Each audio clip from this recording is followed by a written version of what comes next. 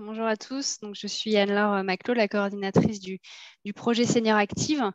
Donc, on va passer à la présentation du guide de bonne pratique. Donc, on a travaillé avec Génératio pendant 6 mois sur la réalisation de ce guide. Donc, c'est un travail de recensement, de référencement des bonnes pratiques sur la prévention de la perte d'autonomie auprès des personnes âgées.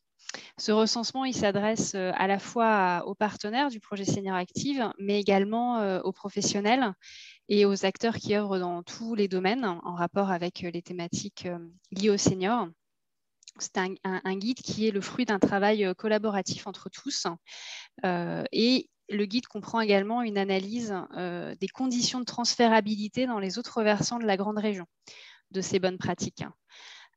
Donc, si on prend le sommaire, on voit qu'il y en a eu un certain nombre dans différentes thématiques. Donc, on a eu un foisonnement de bonnes pratiques qui ont été répertoriées. On en a ciblé 15, tout en respectant une équité thématique et territoriale. Et loin d'être un ouvrage exhaustif, eh bien, il donne déjà un aperçu de ce qui existe à ce jour dans la grande région.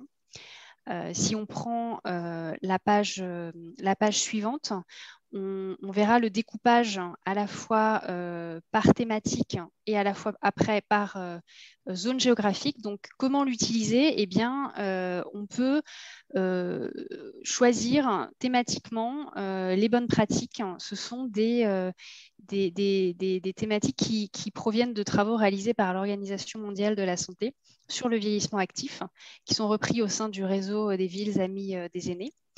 Et si on passe au slide suivant, on voit les mêmes 15 bonnes pratiques inscrites sur la carte, donc géographiquement cette fois-ci. Je suis Lise Burgade. J'ai collaboré avec Élodie Liobé et plusieurs d'entre vous à l'élaboration de ce guide. Il est effectivement construit autour d'une quinzaine de fiches de bonnes pratiques qui ont été issues d'un choix collectif que nous avons réalisé en novembre. Peut-être avez-vous participé à cet atelier du 19 novembre, si ma mémoire est bonne. Après un large recensement des bonnes pratiques, nous avons ensemble resserré le choix à partir d'un certain nombre de critères sur ces 15 initiatives, projets, politiques publiques ou dispositifs qui sont décrits selon des rubriques que nous avons cherché à être les plus concrètes, les plus incarnées. Et c'est pourquoi, pour ces doubles pages qui décrivent chaque bonne pratique, nous avons choisi d'avoir plutôt des images, des schémas que des gros pavés de texte.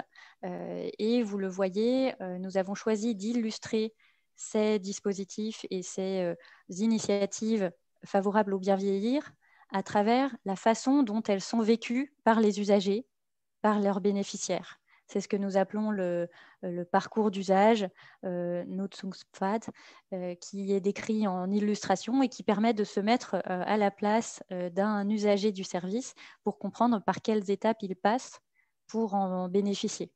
Et puis, on se met aussi à la place des acteurs qui le portent, qui ont développé ce projet et cette initiative à travers ce processus de mise en œuvre où nous avons décrit les différentes étapes qui ont présidé au développement du projet ou de l'initiative qui est mis en avant.